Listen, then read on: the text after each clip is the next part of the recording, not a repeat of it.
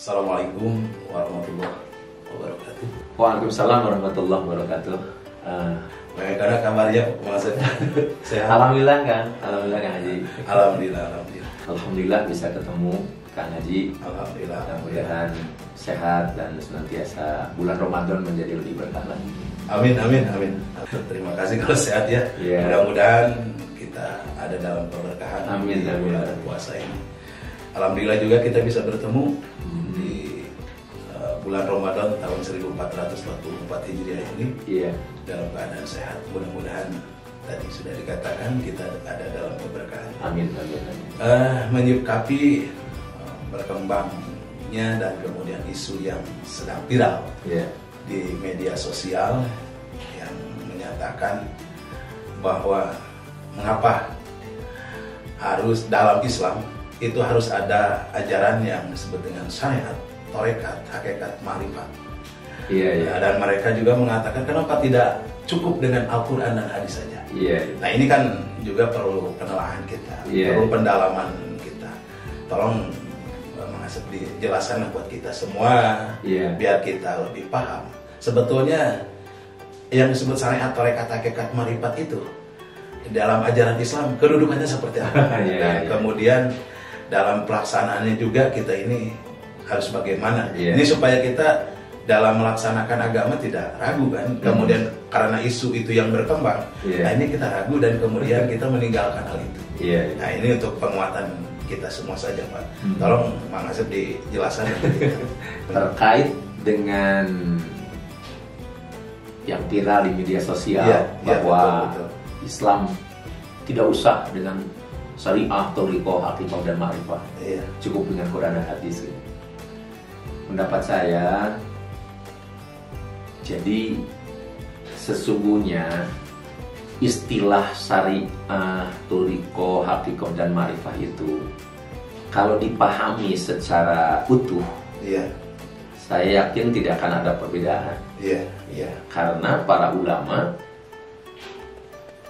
memberikan takrif tentang syariah, thariqah, hakikah dan ma'rifah ini itu dari Quran dan hadis. Gitu. Seperti Imam Al-Ghazali misalnya, atau Syekh Muhyiddin Abdul Qadir Al-Jilani, dapat kita baca di dalam kitab-kitabnya. Saya mau mengambil sebuah contoh ya. Syekh Muhyiddin Abdul Qadir Al-Jilani di dalam kitab Sirrul Asrar fi ma yahtaju ilahil abror, beliau memang membagi ilmu itu menjadi syariah, thariqah, hakikah dan ma'rifah. Itu sebetulnya dari al-ilmu ilmani, dohirun wa batinun, kan awalnya dari situ. Ilmu terbagi dua, dohir dan batin.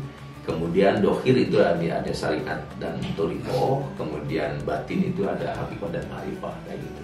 Jadilah 4, syariah, thariqah, hakikah dan ma'rifah. Nah, kita memang harus memahami dulu secara utuh, baru kita menilai gitu. Apakah ini sesuai dengan Quran dan hadis atau ini bertolak belakang dengan Quran dan hadis, kan gitu. Jangan langsung berpendapat ya. Iya, jangan langsung berpendapat. Jadi mulailah dari kepenasaran harusnya, jangan dimulai dengan kebencian. Harusnya seperti itu. Saya membaca dalam kitab tersebut bahwa fa'amma syariah, maka adapun yang disebut dengan syariah, ia adalah al-akamul munazzalatu ala Rasulillah sallallahu alaihi wasallam allati fahamahal ulama minal kitabi wa sunnati nason aw istinbaton. Kalau kita terjemahkan, jadi syariat itu hukum-hukum yang diturunkan oleh Allah kepada manusia melalui Rasulullah. Kemudian dipahami oleh para ulama dari kitab dan sunnah secara nas dan istinbat. Nah, itu kan sebetulnya syariah itu padanannya atau sama dengan fikih sebetulnya. Ya, kalau fikih itu kan dari Quran dan hadis, kemudian dirumuskan melalui kaidah usul fikih atau kaidah fiqhiyah, maka muncul jadi hukum. Nah, hukum ini ada dua, ada hukum wad'i dan taklifi. Taklifi dibagi 5 kan? Al-ahkamul khamsah, wajib, sunat, haram, makruh, mubah. Jadi fikih itu sama dengan syariah sesungguhnya. Hukum yang asalnya dari Quran dan hadis dipahami oleh para ulama melalui rumusan-rumusan usul fikih dan kaidah fiqhiyah, maka muncullah jadi hukum. Nah, hukum fikih. Nah, ada dua. Nah, ini sama dengan syariah. Gitu. Iya. Nah, kemudian yang kedua, thariqah. Nah, beliau menyampaikan wa amma thariqatu, dan adapun yang disebut dengan thariqah ya adalah al-amalu bi syariah wal akhdhu bi azaimiha. Thariqah itu sesungguhnya mengamalkan syariat, gitu. Wal akhdhu bi azaimiha, dengan mengambil pokoknya. Pokoknya itu gimana maksudnya? Gini contoh. Kalau di dalam hukum kan tidak dijelaskan kalau ibadah yang ikhlas itu seperti apa. Nah, dalam thariqah itu dijelaskan sehingga ada wal akhdhu bi azaimiha, mengambil yang pokoknya di situ. Kalau di dalam fikih bahwa sholat harus khusyuk, ya. Tapi khusyuknya seperti apa? Nah, itu nggak dijelaskan dalam fikih. Maka itu di dalam thariqah itu ada semacam pendalaman, gitu. Maka yang disebut dengan thariqah sesungguhnya mengamalkan syariat, hanya mengambil pokoknya, gitu. Dengan mengambil pokoknya, al-amal bi syariah wal akhdhu bi azaimiha, gitu. Wal bu'du anitasahul fi ma la bagi tasahul, meninggalkan dari sifat menganggap enteng. Orang Sunda sebutnya lalawora, dina hal yang tidak boleh lalawora, gitu. Kemudian au yazdinabul muharamati wal makruha, meninggalkan yang haram dan yang makruh. Wa adaul faraid wa mastat'a minan nawafil, mendawamkan fardu dan sekemampuan melakukan sunat. Nah, hanya ada catatan nih, tatari ayati arifin min ahli nihayat, di bawah bimbingan orang yang makrifat dari kelompok nihayat. Nah, ini yang disebut dengan mursyid thariqah, gitu.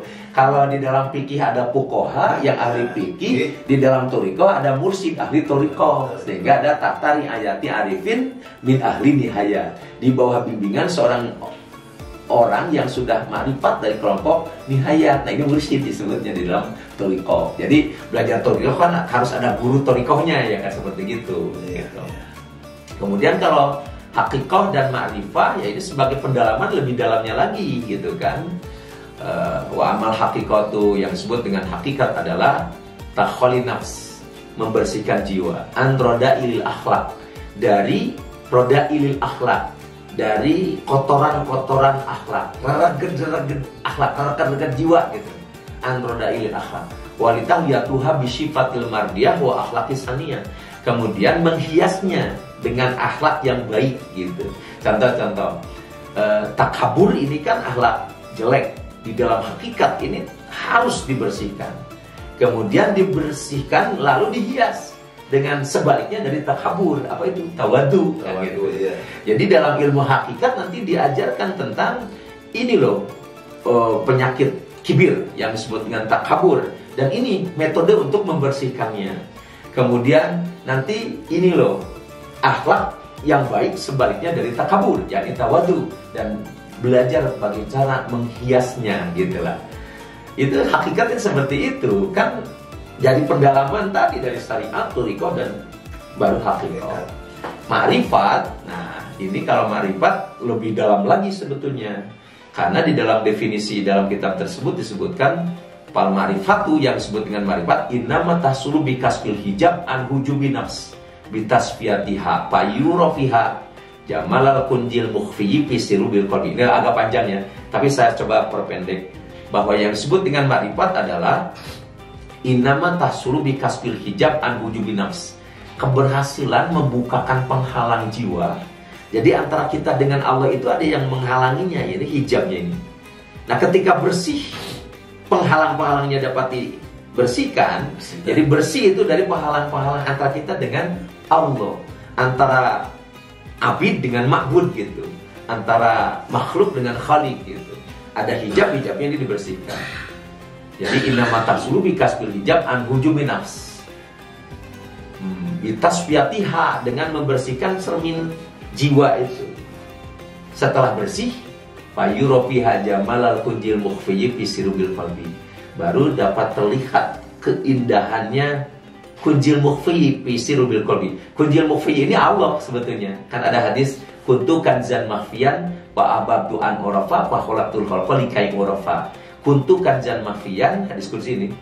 Aku adalah kanzan mafian, harta kekayaan yang terpendam. Fa ahbabtu an urafa, aku senang kalau aku diketahui. Fakholaqtul khalqa likai urafa. Kemudian aku ciptakan makhluk supaya makhluk mengetahuiku. Mengetahui itu makrifat namanya. Nah, cuma Payuropi aja malah kunjil mufiyi fisilul qawmi, melihat pada keindahan Allah yang menyatakan dirinya sebagai harta kekayaan yang terpendam fisilul qalbi, dalam rahasia lubuk hati yang terdalam. Nah, inilah makrifat gitu. Jadi kalau kita memahami definisinya dengan utuh, apa itu syariat, turiqah, haqiqah, dan ma'rifah, itu semua para ulama ngambil dari Quran dan hadis. Gitu. Jadi apa yang bertentangannya? Semua dari Quran dan hadis. Bahkan kita saja, kan kita membaca Al-Quran saja kita tidak bisa langsung.